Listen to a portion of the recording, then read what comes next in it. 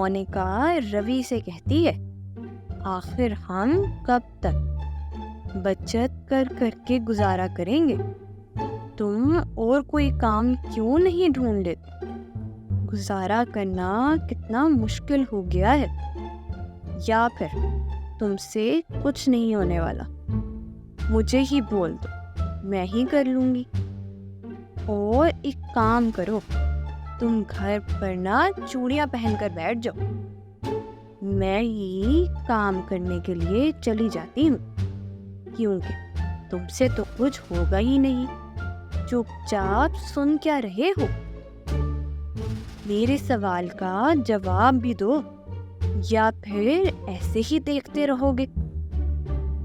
ये सुनकर रवि कहता है, क्यों इतना काफी नहीं है क्या जो तुम्हें और चाहिए? तो मोनिका कहती है, बिल्कुल भी नहीं। इतना कहाँ से काफी है? ना तो घर ढंग से चल रहा है और ना ही मेरी कोई ख्वाहिश पूरी हो रही है। अगर ऐसा ही चलता रहा ना तो मुझे कोई ना कोई काम ढूंढना पड़ेगा। फिर तुम समाज से ताने सुनते फिरोगे कि पति के कमाने के बाद भी बीवी को काम करना पड़ रहा है। इससे बेहतर है कि तुम ही कोई नया काम ढूंढो और घर को अच्छे से चलाओ। तो रवि कहता है, लेकिन मुझे तो ये सब जरूरी नहीं लग रहा। बस इतने में ही मोनिका भड़क जाती है और कहती है, तुम्हें ये सब जरूरी नहीं लग रहा है? घर पर तुम देखते ही क्या हो? सारा दिन तो बाहर रहते हो। तुम्हें क्या पता घर चलाना कितना मुश्किल है। कभी तुम मेरी जगह रहकर तो देखो। ये सब सुनकर रवि कहता है, ठीक है बाबा, ठीक है, भड़कती क्यों हो? मैं नई नौकरी की तलाश करता हूँ। रवि फिर नौकरी की तलाश में निकल जाता है, पर उसे कुछ भी नहीं मिलता। वो खाली हाथ घर आता है और मोनिका से कहता है, मुझे कोई नौकरी नहीं मिली और ना ही कोई दूसरा काम। जैसे ही मिल जाएगा तो मैं तुम्हें बता दूंगा। तो मोनिका कहती है, ठीक है, फिर जब तक तुम्हें नौकरी नहीं मिल जाती तब तक तुम्हें घर में खाना नहीं मिलेगा, इंतजार करो। तो रवि कहता है, ये कैसी पागलपंती है? तुम ऐसा नहीं कर सकती। तुम किस चीज की तुलना किस चीज से कर रही हो? तो मोनिका कहती है, मैं वो सब नहीं जानती। जल्दी से कोई नई नौकरी तलाश करो, नहीं तो तुम्हें बगैर खाना खाए ही रहना पड़ेगा और तुम्हारा खाना पीना बंद करवा दूंगी।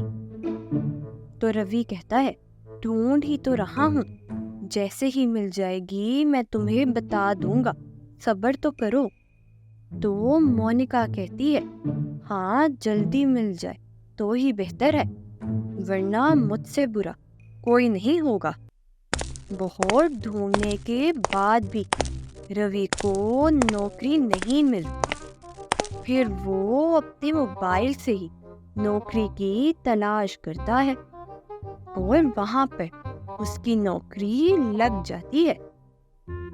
लेकिन वहां के लोग कहते हैं, अगर आप हमें इतने पैसे देंगे तो हम आपकी नौकरी पक्की करवा देंगे। रवि लालच में और मोनिका को खुश करने के चक्कर में उसमें पैसे लगा देता है। पैसे मिलते ही नौकरी वाले उसका पैसा लेकर भाग जाते हैं और अपना फोन बंद कर देते हैं। ऐसे में रवि की नौकरी भी नहीं लगती। जब रवि अपने पैसों को वापस लेने की कोशिश करता है और उनसे संपर्क करने की कोशिश करता है तो वो लोग फोन नहीं उठाते और उसको किसी भी तरह से जवाब नहीं देते। पैसों के डूब जाने के बाद रवि के पसीने छूट जाते हैं और वो नम आंखों के साथ मोनिका के पास आता है और उसे बताता है कि तुम्हें पता है, मुझे नौकरी मिली थी। ये सुनकर मोनिका बहुत ज्यादा खुश हो जाती है और कहती है, क्या सच में तुम्हें नौकरी मिली थी? फिर रवि कहता है, हाँ मिली तो थी, लेकिन उन लोगों ने मुझसे पैसे मांगे। उन्होंने कहा था कि अगर आप हमें इतने पैसे देंगे तो हम आपकी नौकरी पक्की लगवा देंगे। लेकिन जब मैंने उनको पैसे दिए तो वो लोग मेरा पैसा लेकर भाग गए। उसके बाद से वो लोग फोन ही नहीं उठा रहे। वो लोग फोन बंद करके बैठ गए हैं। उसके बाद से उनकी तरफ से कोई भी जवाब नहीं आया। इतना बोलकर रवि रोने लग गया। ये सब सुनकर मोनिका कहती है, तुम तो पहले से ही किसी काम के नहीं थे। मुझे तो पता ही था कि तुमसे कुछ नहीं होने वाला। एक तो नौकरी भी लेकर नहीं आए, ऊपर से बच्चों के पैसे भी डुबा दिए। तुम्हारा कुछ नहीं हो सकता। तुम जिंदगी में कुछ नहीं कर पाओ। रहने दो, तुम्हारे बस की बात नहीं है। इतना बोलकर मोनिका वहां से चली जाती है।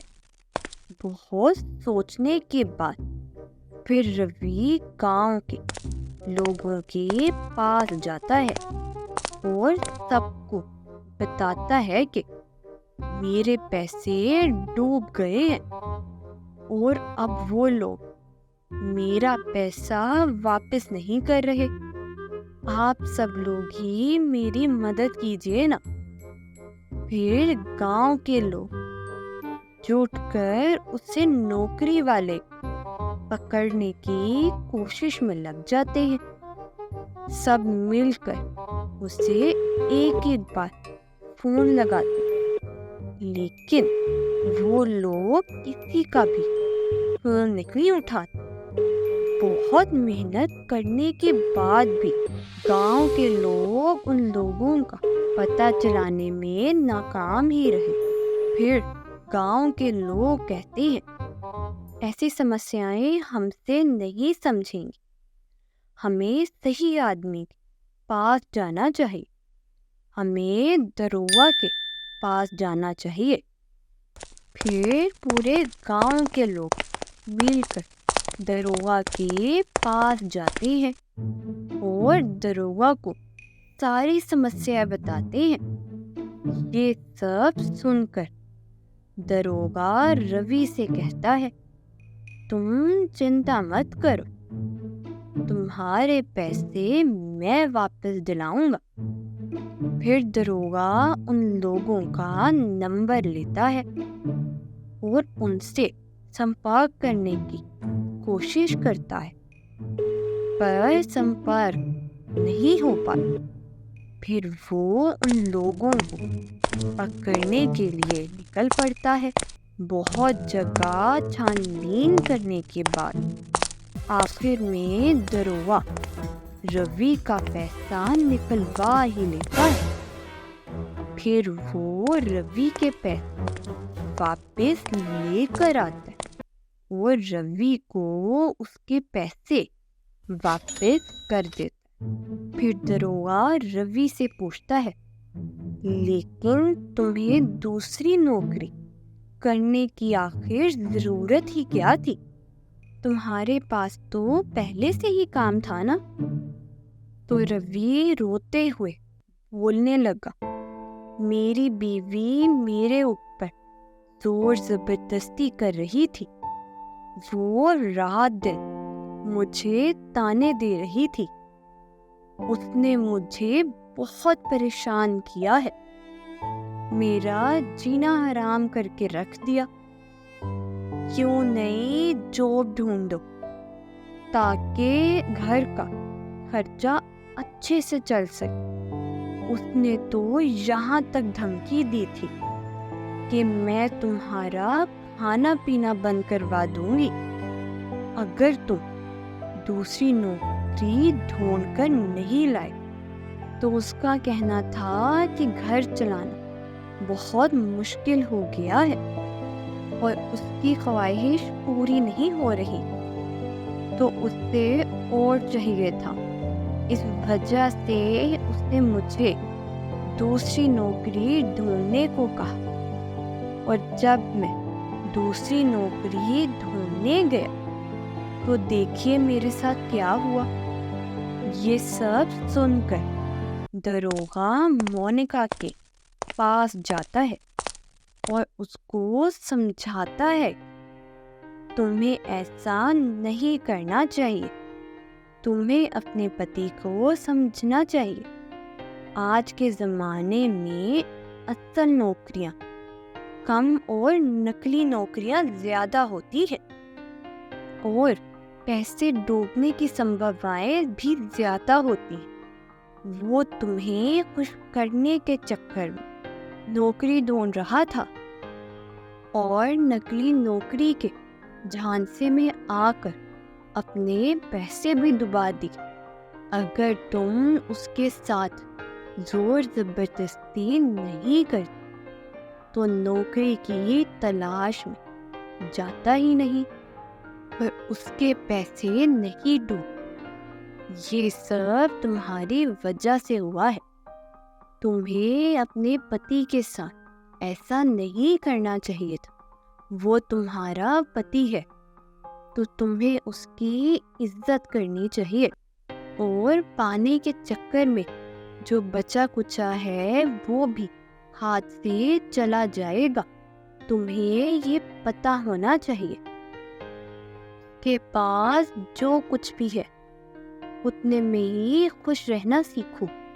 तुम उसे और के चक्कर में फंसाकर उसके बचे कुचे पैसों को डुबा मत दो, इसमें तुम्हारा ही नुकसान है। समझ में आया क्या? ये सुनकर मोनिका कहती है, आप सही कह रहे हो और पाने के चक्कर में जो मेरा बचा कुचा था वो भी चला जाता। अच्छा हुआ आपने पैसे वापस दिला दिए।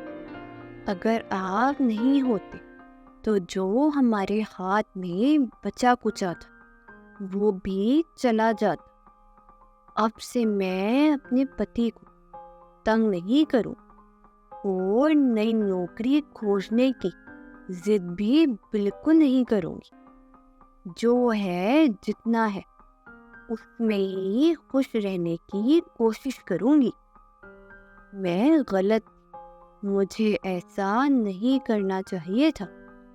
फिर दरोगा कहता है, तुम्हें अपने पति से इसके लिए माफी मांगनी चाहिए। फिर मोनिका रवि के पास जाकर कहती है, मुझे माफ कर दीजिए, आज के बाद मैं आपको परेशान बिल्कुल भी नहीं करूंगी।